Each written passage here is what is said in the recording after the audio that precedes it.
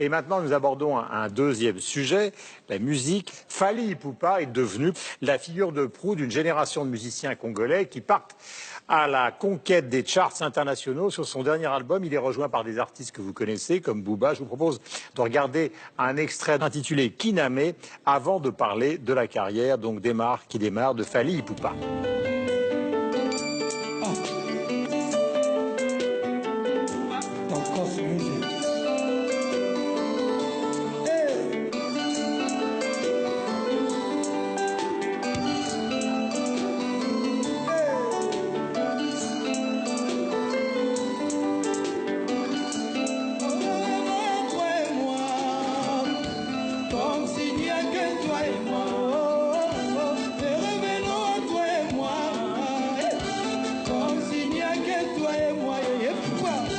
Tu sais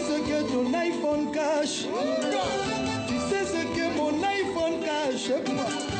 On s'embrouillera le lundi soir pour se retrouver le jeudi soir. Jeudi soir, 22h, jeudi soir, jeudi soir. Oui, l'équipe de TV5 Monde avait besoin du renfort indispensable de Denise Epoté. Ma chère Denise, bonjour, bienvenue. Bonjour. On parle de ce personnage que vous avez reçu récemment sur l'antenne de TV5 Monde. Alors, qui est-il ? Alors c'est un chanteur congolais, c'est la dernière génération des plus belles voix de la musique congolaise, parce qu'en Afrique, le lingala est une langue musicale, et c'est vrai que tous les chanteurs congolais ont de très belles voix. On se souvient de Papa Wemba, qui est décédé l'année dernière sur scène au moment du Festival des musiques urbaines d'Abidjan, qui était appelé le rossignol congolais, le rossignol africain, parce qu'il avait une très belle voix. Fally Ipupa est considéré comme son héritier. D'ailleurs, c'est vraiment le plus beau compliment qu'on puisse lui faire, parce qu'il a une très très belle voix, il a une voix suave. Et dans son dernier album, que je vais sortir, allez-y. Que vous allez sortir, hein, dont le titre est Tokos, qui est l'anagramme d'un mot lingala, Kitoko, qui veut dire beau et positif. Et c'est vrai que cet album est sublime. Moi, j'aime beaucoup les rumbas congolaises, qui sont vraiment la marque de fabrique des chanteurs congolais. Mais c'est vrai que Fally Ipupa a invité certains chanteurs, notamment Booba et MHD. C'est bizarre, je ne vous imaginais pas très Booba, vous. Bon, moi, je ne suis pas Booba du tout, parce que je n'aime pas le coupé décalé. Voilà. Je préfère la rumba congolaise, et c'est vrai que j'aime beaucoup, je préfère les rumbas congolaises chantées par Fally Ipupa. Il y en a une que je vous recommande notamment, c'est Jeudi soir. Jeudi soir, nous allons faire le tour de tous nos petits camarades pour savoir ce qu'ils en pensent, en commençant par vous, Alain. Moi, c'est une musique qui a un peu bercé mon enfance, mais vous avez vécu en Afrique. J'ai vécu en Afrique, oui, et j'y suis retourné quand même quelques fois. Ce que je trouve de particulièrement réussi dans cet album, et d'ailleurs il le dit lui-même, c'est un tournant, c'est qu'il parvient à marier une certaine tradition de la musique congolaise avec des sons et des rythmes urbains, contemporains d'aujourd'hui. Et ce n'est pas plaqué. Il y a une véritable intégration qui fait tout le charme de cet album. Je trouve d'ailleurs que, c'est un appel, que les radios devraient arrêter de diffuser cette musique dans des émissions spécialisées, musique du monde, etc., ou tonalité africaine, mais passer aussi ces chansons dans le flux des émissions habituelles. Je pense que ce serait une belle avancée pour la reconnaissance de cette musique et de son message au monde, hein, parce que c'est ce qu'il dit. J'ai voulu évoluer pour pouvoir transcender la musique africaine et m'adresser au monde entier. Eh bien, voilà une belle occasion. Et en plus, il faut le dire, lorsqu'il veut parler au monde, il continue à chanter aussi en français. Et ça, je ne suis pas sûr que parfois nos musiciens et nos artistes à nous ne se disent pas, tiens, pour parler au monde, il faudrait peut-être passer à l'anglais. Voilà quelqu'un qui continue à défendre la langue française, et ça rappelle aussi évidemment le rôle que tout le continent africain a dans la défense de cette langue. Kinshasa, c'est une capitale mondiale. Capitale dingue d'ailleurs. Ah oui, c'est la plus grande ville francophone au monde. D'ailleurs, les images que vous avez vues il y a quelques instants de Fally Ipupa, c'était dans les studios de la télévision de Kinshasa B1, où Fally Ipupa était l'invité de Denise Epoté pour la dernière des 25 heures de notre tour du monde de la francophonie. Mais la musique, elle est partout, dans les rues de Kinshasa, et elle est dans le parler des gens. Hein. Vous l'évoquiez, le lingala, le swahili aussi, ce sont des langues, quand on les entend, on entend déjà la musique. C'est-à-dire, c'est déjà rythmé, il n'y a plus qu'à mettre les percussions derrière. Et la rumba et la musique congolaise sont très mélodiques, hein, d'où ces crooners comme l'était Papa Wemba, hein, qui avait un succès mondial, qui était produit par Peter Gabriel, hein, sur son label Real World. Et donc, est-ce que la possibilité, justement, est offerte probablement à ce jeune homme d'accéder à une notoriété aussi importante Ah ben alors, cet album? Mais il l'a déjà. Oui, c'est le Il cas. a déjà Alors, son déjà le quatrième album. Et il l'a déjà, c'est une superstar en Afrique, c'est évidemment une superstar en RDC. Le français peut lui permettre effectivement des diffusions en radio en France, en Belgique, au Québec, en Suisse, etc. Et puis, ce qu'on espère, c'est qu'il ne faudra pas qu'il se mette à chanter en anglais pour obtenir la notoriété planétaire, voilà, qu'il mérite par ailleurs. Mais c'est voilà, c'est très frappant, ce naturel complet qu'ont les Africains d'Afrique centrale. Parce qu'en Afrique de l'Ouest, il y a évidemment des chanteurs remarquables, hein, par Salif Keita, Youssou N'Dour, etc. Mais c'est déjà plus une musique de guitariste. Oui. En Afrique de l'Ouest, d'ailleurs. C'est un autre rythme. Ouais. Voilà, et on dit que la guitare et le blues viennent du Mali. La kora, qui est magnifique, hein, Toumani Diabaté et son fils, etc.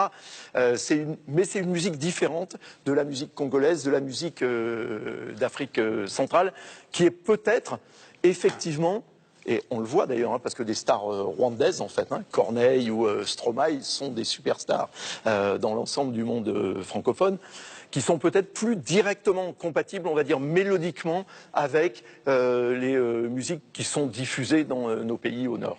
Je voudrais simplement vous demander un détail qui est quand même important, Denise, avant qu'on voit avec nos autres camarades s'ils connaissent cet artiste dont c'est le quatrième album.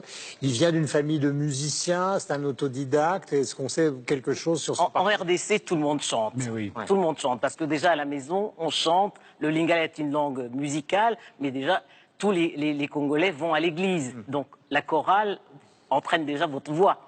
Tous sont des chanteurs à voix. Et Fally Ipupa, c'est vrai qu'il a grandi dans l'ombre de Papa Wemba et de Koffi Olomide, qui sont des stars mondiales. Mais avec cette différence que lui n'a pas les excès de Koffi Olomide. Notamment, je ne sais pas si vous avez entendu parler des sapeurs congolais. Bien sûr. Lui n'est pas dans l'excès, dans l'ostentatoire, tandis Koffi Olomide l'est. Et autre différence aussi de Fally Ipupa avec les autres chanteurs congolais, c'est que contrairement aux autres, il ne cite jamais dans ses chansons les hommes politiques. Ce que ses autres collègues font, moyennant finance, bien entendu, mais lui s'en défend totalement. Et on ne comprend d'ailleurs pas pourquoi son concert à la Cigale, au mois de juillet, au moment de la sortie de cet album, Exactement. a été interdit. Parce que... Et un concert à Bruxelles a dû être annulé à cause de manifestations. Il faut quand même le Parce souligner que aussi. les opposants, enfin on peut l'expliquer très rapidement, parce que les opposants à Kabila, en RDC estiment justement que parce que Fally Ipupa ne prend pas position contre Kabila, ça veut dire que dans ce sens-là, il l'encense, il est avec lui. Par défaut, il sera avec Pas lui. du tout. Ce que Fally Ipupa Il refuse de parler sûr. des politiques dans Mais ses c'est chansons. pour ça que ça Est-ce que l'amateur de jazz est touché? Alors, deux choses. Je trouve que cet album, paradoxalement, moi, mais c'est secondaire. Personnellement, il me plaît moins que ce qu'il a pu faire. Alors, c'est peut-être parce que c'est l'ethnologue, l'ethnographe qui parle et qui est peut-être plus intéressé par la véritable rumba congolaise, celle qui n'a pas été métissée avec les sons urbains, celle de Franco, celle de Grand Calais, celle de Koffi, celle de Papa Wemba, peut-être. Mais c'est pas ça ce qui est intéressant, à mon avis, là-dessus. Ce que je trouve intéressant avec cet album-là, c'est qu'il s'inscrit, on va dire, aujourd'hui, dans une évolution de la musique en Afrique, dont on a déjà un tout petit peu parlé sur ce plateau.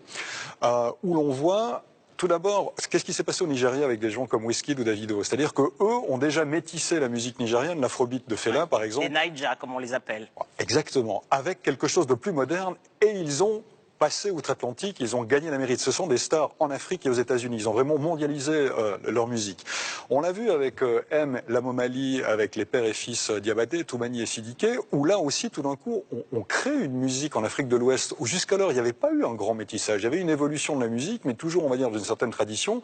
Puis là, tout d'un coup, on arrive avec un métissage de cette musique originale en Afrique de l'Ouest, et puis quelque chose de plus français, en l'occurrence, au niveau de la mélodie dont on parlait tout à l'heure.